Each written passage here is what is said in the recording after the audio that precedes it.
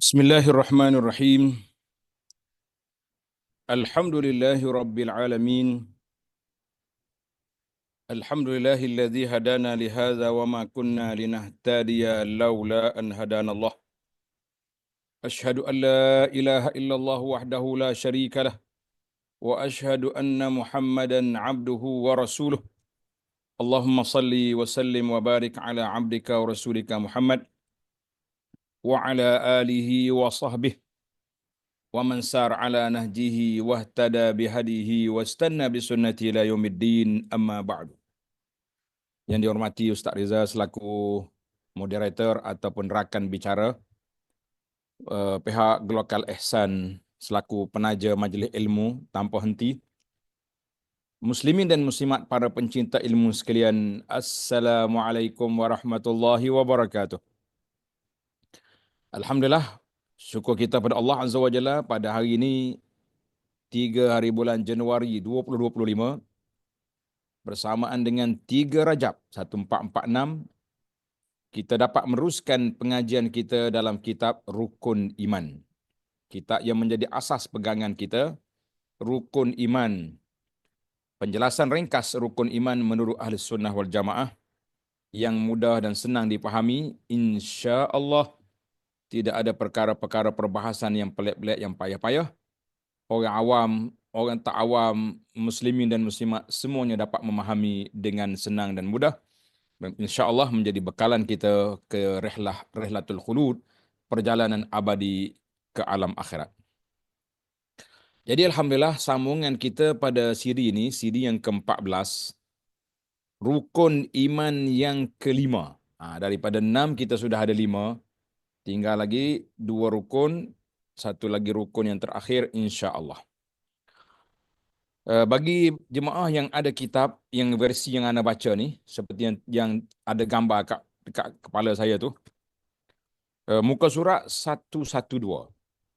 Muka surat 112. 112, tajuk dia Al-Imanu bil Yaumil Akhir. Beriman pada hari akhirat. Di mana beriman pada hari akhirat ni merupakan satu tunjang besar, menjadi kewajipan kepada kita. Kalau kita tak beriman dengan satu rukun iman, seperti yang telah kita belajar dah dulu, matematik iman tak sama dengan matematik hisab. Matematik iman, 6 tolak 1 berapa? Kosong. Maknanya kalau orang ni kata dia beriman dengan semua rukun iman, kecuali satu tak nak beriman, kafir. Orang itu tidak dikira sebagai seorang Muslim, tidak dikira sebagai seorang yang beriman. Sebab apa? Sebab dia tidak beriman dengan satu rukun. Maka tak boleh. Satu rukun ke, 2 rukun ke, setengah rukun pun tak ada. Dia mesti beriman solid 100%. Dia beriman kepada Allah Azza wa Jalla, barulah dikira orang itu orang benar-benar beriman kepada Allah Azza wa Jalla. Jadi kita tak boleh main-main. Tak ada orang panggil boleh ambil separuh-separuh jalan, tidak ada. Nak beriman, iman semua. Nak tolak, tolak semua. Tolak satu pun tak jadi juga. Tolak satu pun kira tolak kosong juga. Maka baiklah kita jangan ada sebarang penolakan. Maka kita hari ini kita beriman dengan hari akhirat. Kenapa termasuk dalam rukun iman hari akhirat ini? Sebab besarnya kepercayaan kita duduk di sini. Dengan beriman kepada hari akhirat, sebenarnya beriman pada hari akhirat ni barulah macam brake kepada perjalanan hidup manusia. Kau percaya ada Tuhan? Percaya. Percaya ada Nabi? Percaya. Tapi kenapa buat nakal juga? Sebab tak tahu apa benda nak pergi di akhir. Yalah, kita kata kita ada hari akhirat. Hari akhirat, hari pembalasan yang kita akan sebut nama Yaumul Qiyamah nanti kalau sampai. Kalau tak sampai, siri akan datang. Insya-Allah. Tengok dalam kitab. Beriman dengan adanya hari akhirat, iaitu i'tiqad. Kita dah belajar dulu para jemaah sekalian. Apa makna i'tiqad? I'tiqad maknanya simpulan dalam hati. Simpulan dalam hati bahawa kita beriman kepada Allah Azza wa Jalla. Kita percaya kepada apa yang disampaikan oleh baginda Nabi SAW. Maka itu dia panggil i'tiqad. Maknanya simpulan yang ada dalam hati yang tidak akan terungkai. Itu dia panggil i'tiqad, percaya. Akan berakhirnya kehidupan dunia dan kita akan memasuki kehidupan akhirat selepasnya. Maknanya kita dulu, kita alam perjalanan kita ni, tuan-tuan tanda, alam perjalanan kita ni bermula dengan alam dia panggil alam zuriat. Dulu kita duduk di alam zuriat sebelum kita keluar. Itu alam selebi bapa. Kemudian bila kita keluar dunia, alam yang kita duduk sekarang ni nama dia alam ad-dunya, alam dunia. Apa mana dunia? Dunia ni tempat yang dekat lah. Ni tu dekat, kita duduk sini. Bila seorang tu mati, dia panggil alam barzakh. Alam barzakh. Alam akhirat tapi dia panggil alam barzakh. Alam barzakh ni alam pemisah, transit. Jasad dia ada atas dunia, ada dalam. Kalau kita korek kubur, nampak ya tuan. Ramai pun orang mati tak hancur tubuh dia. Masya-Allah, Tuhan beri kepada dia. Dia mati tapi berapa tahun dah mati tapi tubuh dia masih lagi duduk situ. Jadi kita kata itu alam akhirat. Alam barzakh. Tapi dia punya interaksi alam akhirat tak sama. Nabi sebut para anbiya hidup di kubur mereka, tapi hidup di alam barzakh, bukan hidup zaman kita sekarang. Kita boleh tak payahlah pergi holong makan ke, bagi hantar menu. Tak perlu. Sebab kehidupan dia tak sama dengan kehidupan sewaktu di atas dunia. Baiklah. Jadi kita kata kehidupan dunia dan memasuki kehidupan akhirat selepasnya. Selepas daripada hidup atas dunia, pergi ke akhirat. Iaitu bermula dengan memasuki dengan kematian dan kehidupan di alam barzakh. Alam barzakh ni alam pemisah antara dunia dengan akhirat. Ataupun dia panggil alam kubur. Jadi alam kubur ni tak kira lah orang tu masuk kubur ke, tak masuk kubur. Tapi secara orang panggil, kita letak di atas hukum am, hukum umum. Hukum umum kitanya, summa amatahu fa'akbarah. Bila dia mati, dia akan masuk dalam kubur. Bila orang tu mati, dia masuk dalam kubur. Kalau orang tak masuk kubur, macam orang yang Allahumma sallimna ya Allah, Allah selamatkan kita semua. Orang yang mati dimakan oleh harimau. Dia tak masuk kubur. Orang yang mati ditelan oleh ikan. Tak ada kubur, duduk dalam laut dia. Jadi kalau dia mati. Ataupun seperti penzalim di atas dunia ni. Ada diceritakan oleh orang, ada beberapa penguasa yang zalim atas dunia ini belum masuk kubur lagi. Di antara yang belum masuk kubur, mendiang Fir'aun. Fir'aun belum masuk kubur. Kita nak kata apa ke Fir'aun? Alam apa? Alam barzakh. Walau macam mana pun, walaupun tubuh dia dibuat, dikeraskan, tidak busuk, tapi interaksi dia tetap di alam kubur. Allah Ta'ala sebut dalam Quran, an-naru yu'adraduna 'alaiha ghuduwan wa 'ashiyan. Neraka itu dibawa kepada mereka pagi dan petang. Tuhan di atas ni, itu cerita lain. Yang pentingnya kita duduk di alam barzakh, itu kerja Allah Subhanahu Wa Ta'ala, kita terus duduk cari banyak-banyak. Kalau cari banyak-banyak pun tak jumpa cari juga. Kan? Duduk main teori sana, teori ni buat susah ya. Yang penting bagi kita orang beriman, percaya ada akhirat, ada hari pembalasan, yang menyebabkan kita tak berani nak buat benda maksiat dan benda mungkar. Baiklah. Allahu Akbar.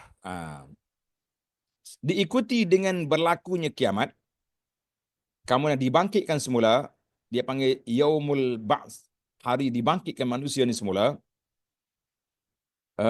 Diikuti dengan berlakunya kiamat, dibangkit semula seluruh manusia dan dihimpunkan di mahsyar. Mahsyar tu kita kata padang mahsyar, makna tempat berkumpulnya manusia, tempat di mana tempat berkumpulnya manusia di mahsyar.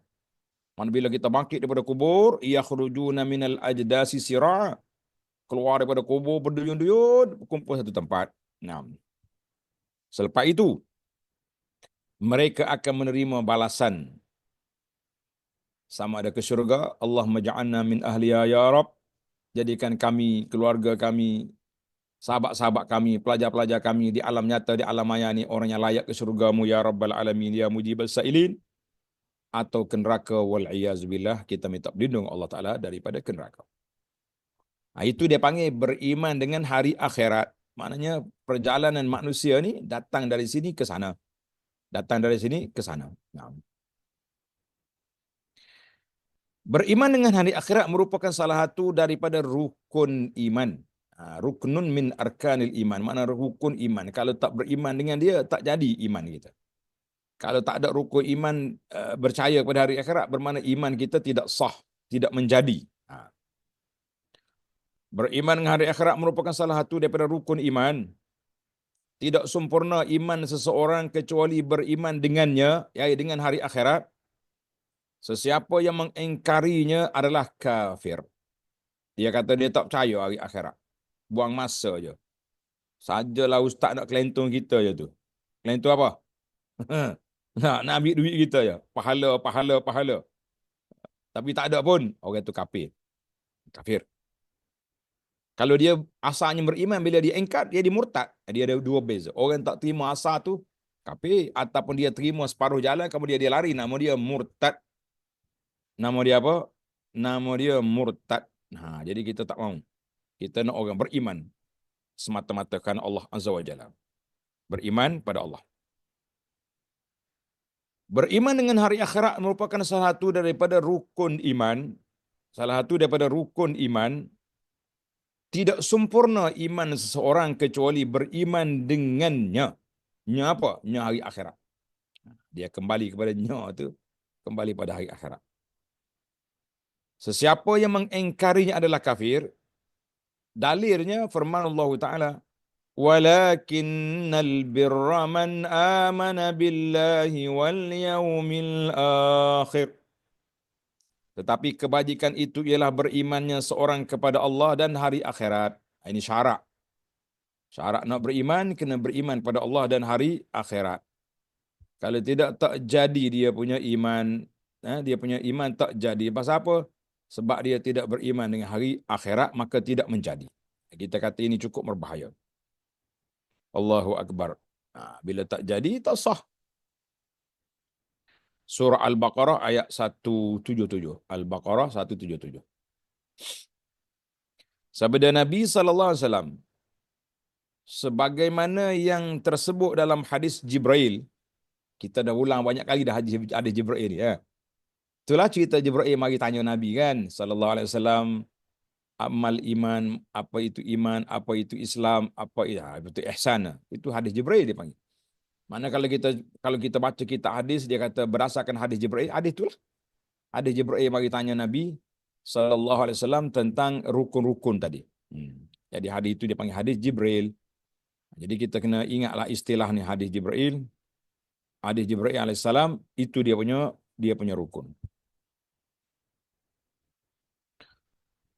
Sewaktu Jibril alaihissalam bertanya Nabi sallallahu alaihi wasallam tentang iman, mal iman. Katanya, akhbirni anil iman. Ceritakan kepada saya tentang iman. Sabda Nabi sallallahu alaihi wasallam, an tu'mina billahi wa malaikatihi wa kutubihi wa rusulihi wal yaumil akhir wa an tu'mina bil qadari khairihi wa syarrihi. Maksudnya, hendaklah engkau beriman dengan Allah, para malaikatnya, kitab-kitabnya, rasul-rasulnya, dan hari akhirat, serta qadar takdir, ketetapan yang baik dan yang buruk. Hazal hadis rawahu Muslim. Jadi alhamdulillah para jemaah kita ingatkan, kita dah bincang dalam rukun iman kita ni, beriman pada Allah sudah, beriman pada malaikat sudah, beriman pada kitab sudah, beriman pada rasul sudah, beriman pada hari akhirat. Al-an, la ni kita sedang berbincang tentang beriman dengan hari akhirat. Yang kemudian yang keenam nanti insya-Allah kita akan berbincang tentang beriman dengan qada dan qadar, yang baik dan yang buruk yang telah ditetapkan oleh Allah Azza wa Jalla kepada kita. Alhamdulillah. Kata alhamdulillah di atas nikmat iman dan Islam. yang Allah anugerahkan kepada kita ini. Kita ni kalau tak ada nikmat ni, kita nak duduk mana tak tahu. Tidak tahu kita di mana hala tuju, di mana tempat jatuh kita, di mana kita kata wallahu alam. Allahul musta'an. Allah Taala lah bantu kita para jemaah sekalian. Di antara perkara yang wajib kita beriman dengannya ialah permulaan. Bila kita nak beriman dengan hari akhirat ni, kita kena cari dia punya evidence, bukti-bukti dulu. Jadi kita kena beriman dengan muqaddimah, pendahuluan pada hari akhirat itu ada tanda-tanda dia. Yang telah diberitahu oleh Rasulullah sallallahu alaihi wasallam, iaitulah perkara-perkara yang akan berlaku sebagai tanda hampirnya kiamat. Jadi bila nak kiamat, sebelum kiamat ada tanda dulu. Ada tanda dulu. Tanda dia banyak.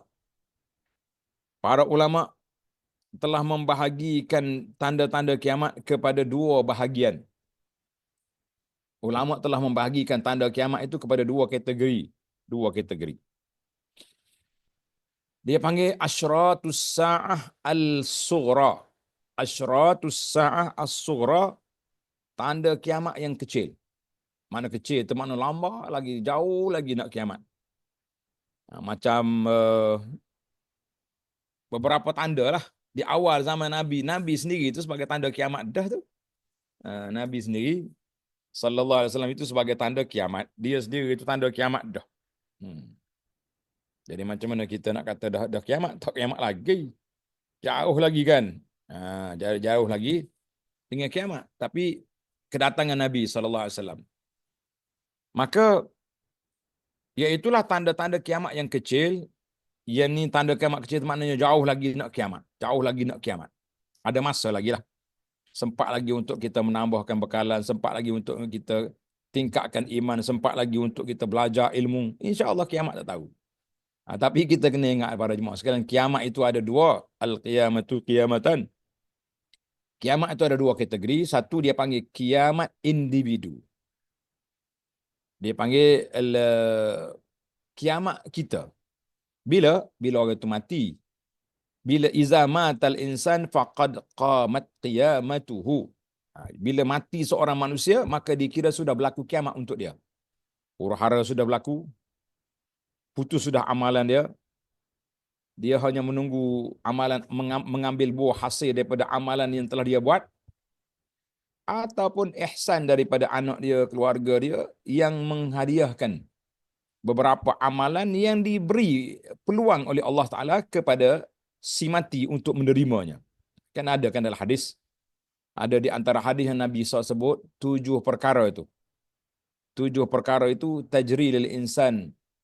Pahala berterusan kepada seorang yang mati. Ini pun 7 perkara.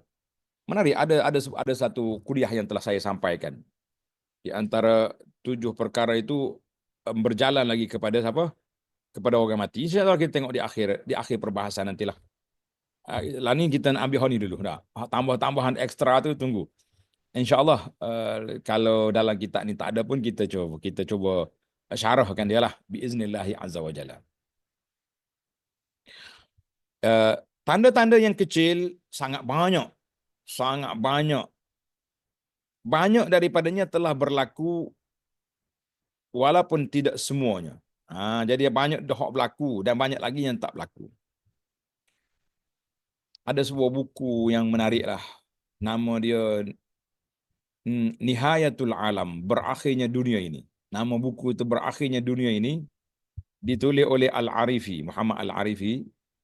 Waffaqahullah. Kitab ini telah diterjemahkan oleh Dakwah Corner di Petaling Jaya tu. Dekat dengan Masjid Bulak dia punya tempat. Dan ana dah khatam kitab itu, bacaan kitab itu di Masjid Bulak. Masjid Tuan Abdul Aziz, Masjid Bulak orang panggil tu. Jadi kita dah khatam kitab tu. Ada rakaman dia, tapi rakaman tak apa elok. Tak tahulah saya duk fikir nak baca semula ke macam mana, tengoklah. Kita tengok kesempatan masa, insya-Allah. Jadi kitab tu ada, tuan-tuan boleh beli. Dalam kitab sekarang ni terjemahan dia dengan nama Berakhirnya Dunia Ini. Tengok dalam internet di Dakwah Corner tu, Berakhirnya Dunia Ini. Jadi dalam kitab itu telah menyenaraikan kepada kita 130 alamat kiamat. Kecil. 130.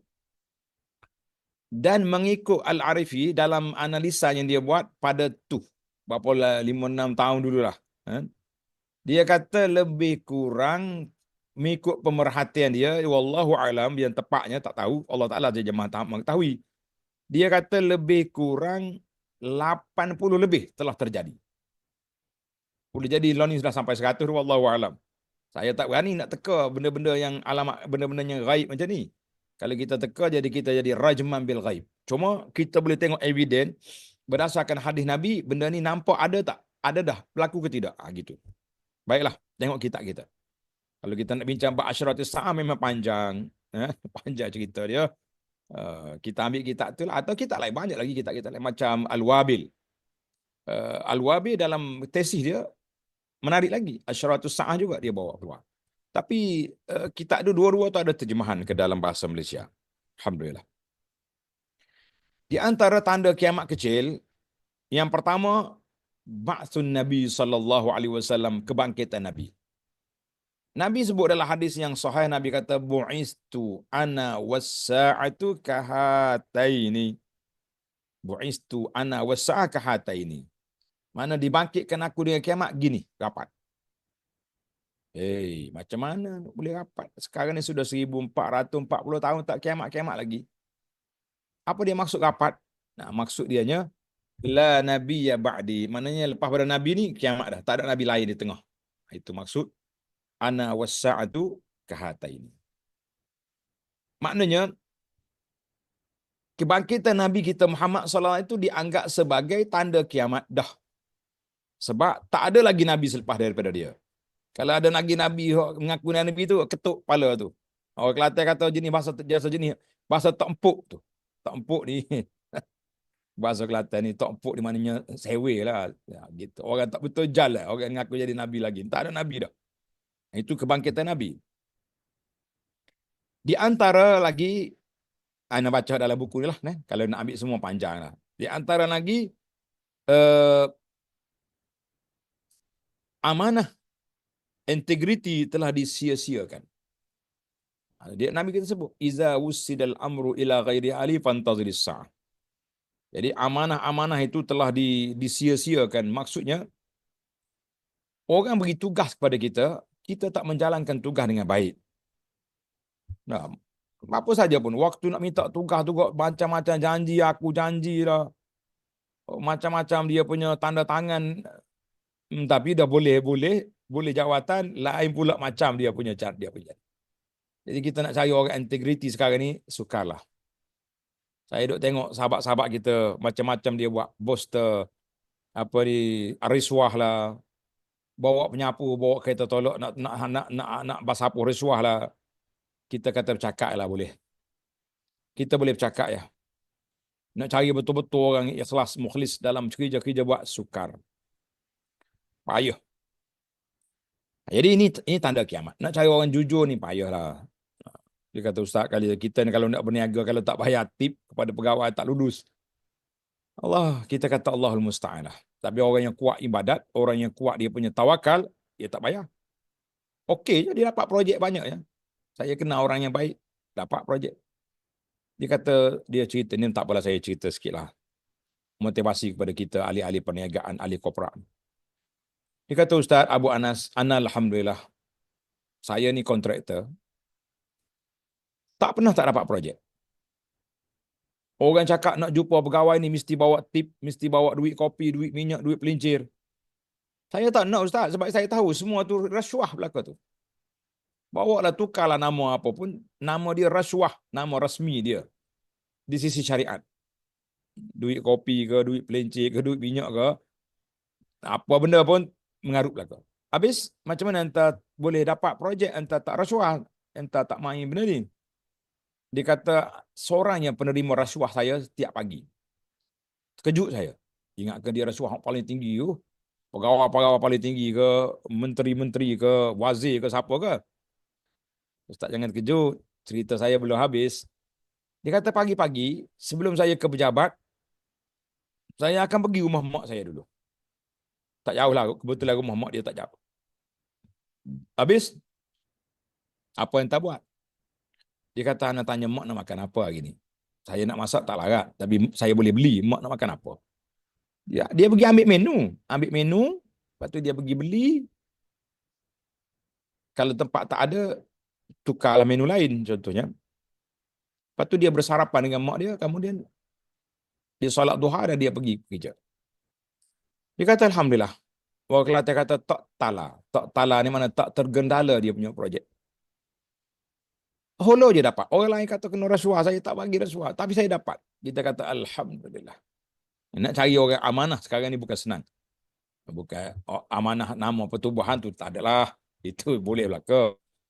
Banyak ya ulama pun ada pertubuhan, Islam ada pertubuhan, amanah ada pertubuhan. Apa saja kita kata itu sekadar nama, siapa pun boleh buat. Yang pentingnya kita nak pekerjaan itu mesti berjalan dengan telus, dengan lancar. Itu yang betul. Nah, apa lagi? Yang ketiga. Yang ni minta maaf banyak-banyak dah. Jangan marah. Nanti saya kena gam tak panggil dia ke masjid dia. Menghiasi masjid dan berbangga-bangga dengannya. Masya Allah, tabarakallah. Dulu kalau kita pergi masjid, tawaduk buat dengan kayu je. Nah, orang kampung bina dengan gotong royong, keringat peluh mereka sendiri. Tak ada yang pelik-pelik. Tapi makmur masjid dia, Masya Allah. Masuk dalam tu kita rasa tenang, rasa teduh, rasa sejuk. Ya. Nah, orang duduk iktikaf, orang duduk solat, harmoni masyarakat, Masya Allah, tabarakallah. Lah ni, berapa juta masjid ni? Ustaz jangan cakap 8 juta, 10 juta, 10 menara kita ada di sini. Baru ni ada orang anak dipanggil ke sebuah masjid. Cantiklah, comel-comel sungguhlah. Imam kata, minta maaf Ustaz, kami dulu masjid kecil, dia tunjuk sebelah masjid dia tu. Masjid tu ya kami solat dulu. Hujan pun tiris. Takdir Allah SWT datang seorang kaya, orang ada duit, dia nak buat masjid. Jadi ambil lah tanah sebelah masjid yang sedia ada, bina masjid baru. Berapa juta dia punya kos, banyak juta lah. Dan kontraktor kata imam, 1 juta save, simpan. Saya ingatkan simpan nak buat bekalan untuk hari tua. Tak. Untuk aktiviti masjid. Tak. 1 juta nanti bila dah siap semua masjid, saya nak bawa khatat, rasam, penulis khat. Nak tulis ayat Quran dalam masjid ni.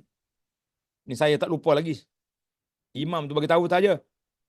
1 juta harga untuk tulisan saja. Saya kata Masya Allah tabarakallah. Masya Allah tabarakallah. 1 juta tulisan saja. Sedangkan 1 juta ni kita boleh buat 2 lagi masjid. Di taman perumahan lain. Tak.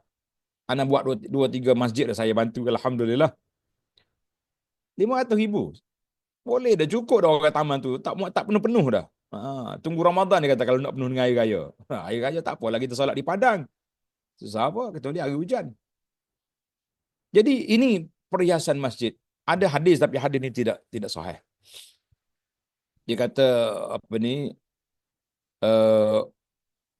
Wa masajiduhum amiratun fil bunyan wa kharabun minal huda. Tapi hadis ini tak sahih. Nanti saya cek sekali. Kan? Masjid-masjid di zaman mereka amiratun bil bunyan wa kharabun minal huda. Masjid ni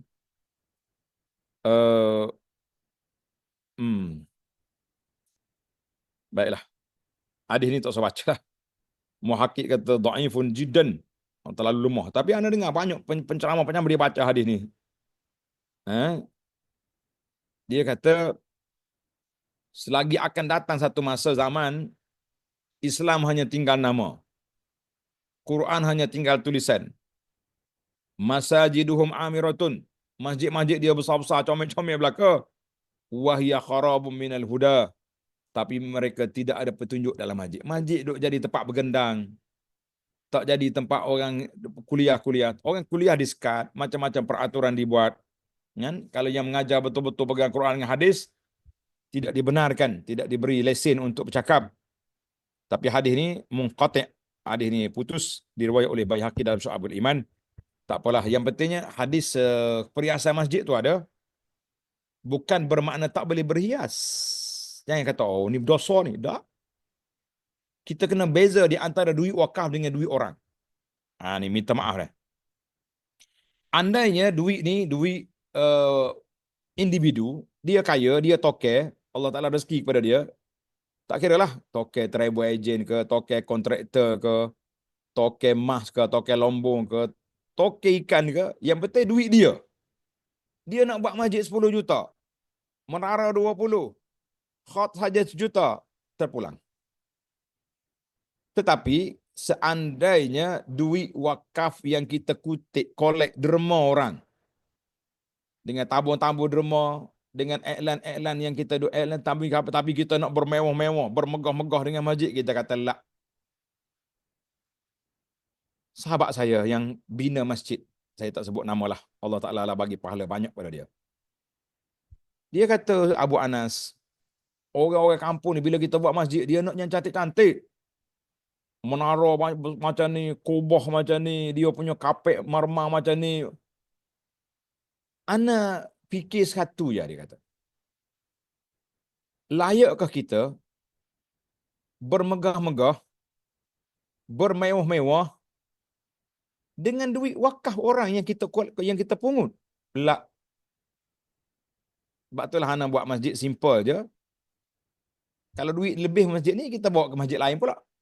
Banyak lagi masjid yang kita boleh bangunkan di atas muka bumi Allah Subhanahu Taala ini, sama ada di Malaysia atau di mana-mana saja. Kita pergi bangun masjid di tempat yang lain susah, di Filipina contohnya, di Pulau Sibu. Kita pergi bangunkan di masjid di Vietnam, di Cambodia, di Selatan Thai, di utara Thailand lagi besar. Jadi kita kata kita tak usah duduk berbangga-bangga dengan pembinaan itu. Tapi kalau duit dia sendiri, terpulanglah. Daripada dia membazir dengan benda lain, baik dia membazir untuk masjid. Ada faedah pulangannya. Tapi janganlah berbangga-bangga. Duk bangga dengan masjid, akhir kali masalah juga. Ya tabahawna fil masajid itu. Itu dilarang. Ya tabahawna fil masajid. Jadi di antara tanda-tanda kiamat, iaitulah berbangga-bangga dengan masjid, kita kata tak payah. Ni hadis ni, ada hadis lagi. Allahu Akbar. Ya'ti 'ala nasi zamanun yatabahawna bil masajid. Nabi sebut selagi akan datang satu masa, manusia ni berbangga-bangga dengan masjid, bangga-bangga dengan masjid. La ya'murunaha illa qalila. Masjid besar, kapek tebal, menara 10. Ini saya tak tuju masjid mana-mana ni. Saya contoh je. Dah, dia punya bangunan binaan semua marmar belaka. Oi, kelas. First class dia punya binaan. Tapi la ya'murunaha illa qalila. Orang solat dalam masjid ada boleh bilang dengan anak jari. Allahu Akbar. Hadis ni rawahu Imam Ahmad dalam Takhrij Musnad. Syekh Arnaud kata isnaduhu hasan. Isnaduhu hasan. Kita kata Masya Allah, Tabarakallah. Jadi ada bangga-bangga dengan masjid. Ana pergi ke sebuah negara Arab tu, dekat pada Dubai, Abu Dhabi. Comel masjid dia, kapek dia dalam ruang dewan masjid tu, kapek dia selai. Tapi kita tidak dibenarkan untuk solat. Nak solat duha pun tak boleh. Solat tahiyatul masjid pun tak boleh.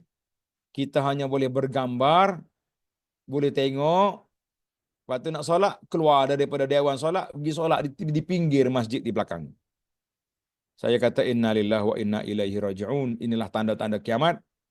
Masjid dibuat pelancongan, bukan dibuat khas untuk. Innama ya'muru masajidallah man amana billahi wal yawmil akhir. Allahu Akbar. Baik, panjang pula ceramah sini. Mari kita pergi teruslah. Kebangkitan Nabi SAW menghiasi masjid dan berbangga-bangga dengannya. Yang keempat, pengembala kambing, yakni orang-orang Badui berkaki ayam asalnya, mendirikan bangunan pencakar langit. Ni kalau pergi Mekah, pergi ke Dubai, ni tengah duk bina lagi ni Kingdom Tower, 1 kilometer dia punya tinggi. Asalnya orang Badui. Salah kok. Kita kena faham. Salah cerita lain. Tapi dia tanda kiamat. Macam menara jam besar, tak salah buat. Tapi tanda kiamat. Buat pencakar langit ni. Baru ni saya naik menara 118. Ada sahabat kita bawa naik, imam kita. Dia bawa naik. Kita duduk atas tu, hujan duduk kat bawah. Kebetulan anak naik tu hujan. Tak comel lah view hari ni sebab hujan gelap bawah. Tapi tak apalah, kita tengok hujan kat bawah. Mana kalau kita bawa payung, kena bawa kita balik kita payung. Sebab kita duduk atas. Allahu Akbar. Maha kaya Tuhan. Manusia ni tinggi. Yang kelima, peperangan dengan Yahudi dan orang Islam akan membunuh mereka, akan berlaku nanti. Lalu ni tak lagi tu. Lepas tu dia duk ganyang kita lagi, duk bunuh kita, bunuh sahabat Islam di Palestin. Peperangan dengan Yahudi, orang Islam akan bunuh mereka. Masa menjadi singkat. Lo ni singkat sungguh masa, Masya Allah. Seminggu-seminggu tu berlalu, entah apa yang kita dapat buat.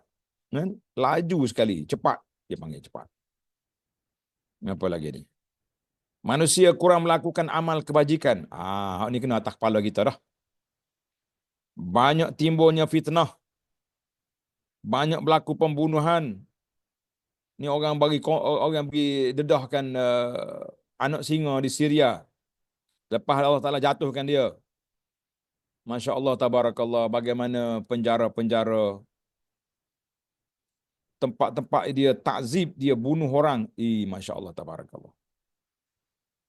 La haula wala quwwata illa billah. Berleluasanya penzinaan. Bila ni orang berzina, dia kata suka sama suka, apa susah. Campur anak sana sini. Na'udzubillah. Dan banyaknya kepasikan kejahatan di atas muka bumi.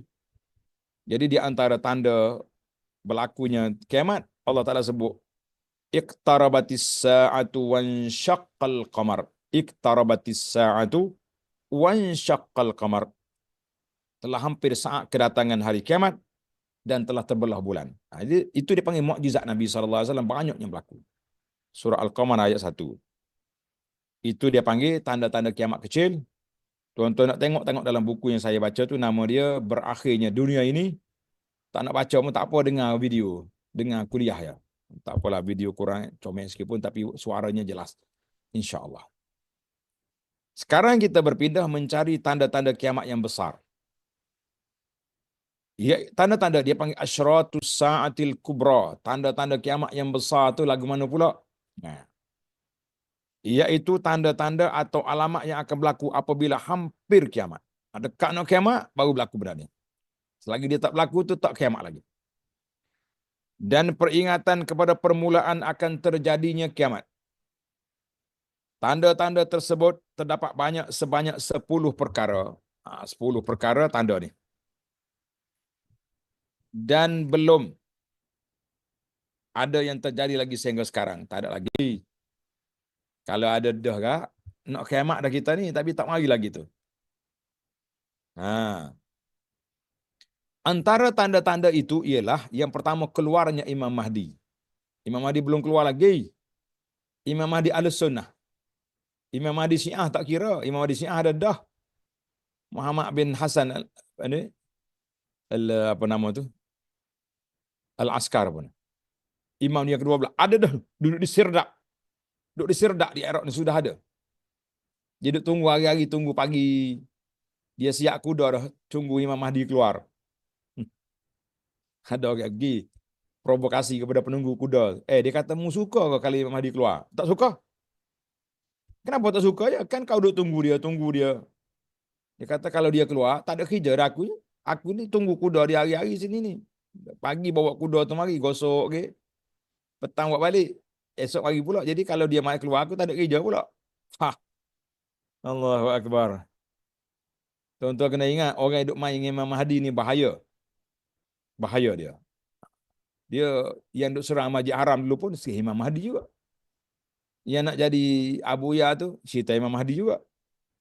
Ni sehari dua ni bunyi pula ada juga. Dia panggil dia punya toksik Mahdi. Nak menabalkan Imam Mahdi dia tu. Duduk di Jordan ke mana. Baru ni buat teori 2024 berlakunya kiamat. 2024 dah habis dah, tak sampai kiamat lagi. Jadi orang yang duk main teori ni masalah lah.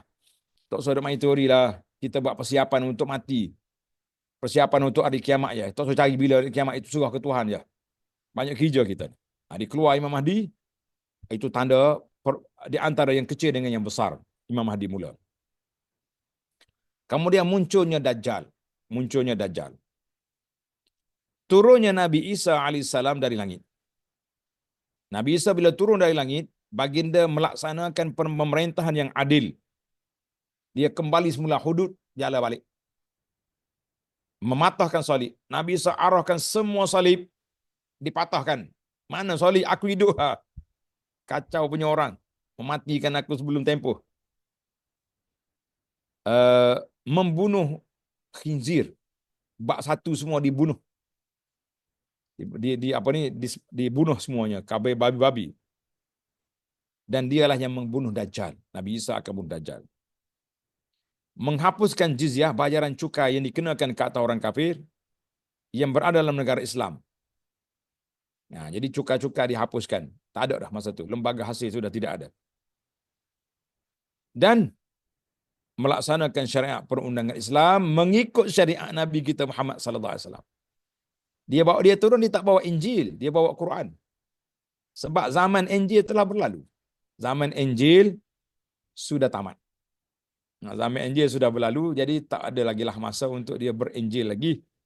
Nah, jadi ni Yahudi Kristian dia bawa Injil lagi. Nabi Isa bawa turun pun tak bawa Injil. Yang keempat, keluarnya Ya'juj wa Ma'juj. Dan kemudiannya Nabi Isa AS berdoa supaya mereka dimatikan. Jadi bila Ya'juj Ma'juj mati, busuk masa tu kawasan dia tu busuk. Dah banyak ramai Ya'juj ni. Nabi Isa berdoa kepada Allah Ta'ala minta selesaikan masalah ni. Allah hantar mari burung. Burung-burung ambil dia punya mayat Ya'juj Ma'juj pergi capok di mana wallahu a'lam. Yang kelima, berlakunya 3 khusuf. Susuf ni bumi mendap. Manusia ditelan bumi. Di timur dan di barat dan semenanjung tanah Arab. Dia akan berlaku masa tu. Hak timbul di Masjid India tu bukan tu. Itu runtuhan tanah yang gali parit je. Lepas-lepas hujan jangan main-main. Kalau kita berjalan nampak ada lubang tu jangan pergi dekat. Terjerumus. Ni saya dah jumpa 2-3 tempat dah ni. Di kawasan kita ni. Lubang-lubang tu bila kita tengok, uish, keluar lubang kat bawah tu. Jadi itu bukan kiamat lagi. Yang keenam, keluarnya asap tebal dari langit, dipanggil dukhan. Dukhan, keluarnya asap tebal dari langit yang menyelubungi dan menutup manusia. Saya ingat waktu jurubu baru ni ada dah ustaz dah pasang dah. Dia kata ni tanda kiamat ni. Yauma ya'tis sama'u bidukhanin mubin. Kata tak lagi. Jangan duduk pelogak kat kita ni. Alah, nak suka benar nak kiamat. Nantilah sampai masa dia kiamat. 7, diangkatnya Quran dari bumi ke langit. Jadi Quran diangkat. Tak adalah. Yang ada dan tak ada manusia pun hilang. Yang 8, terbitnya matahari dari sebelah barat. Dia terbit tepat dia jatuh. 9, keluarnya dabbah. Binatang besar yang keluar dari Bukit Safa di Mekah. Dabbatul Ard dia panggil. Yang ke-10, keluarnya api dari sebelah Adan, Yaman. Menghalau manusia menuju ke arah Syam, Syria, Jordan sekarang inilah. Inilah alamat besar yang terakhir, iaitulah keluarnya api dari sebelah Yaman. Imam Muslim telah meriwayatkan daripada Huzaifah bin Usaid Al-Ghifari, katanya, Nabi SAW bersabda, Nabi SAW datang sedang kami duduk berbincang.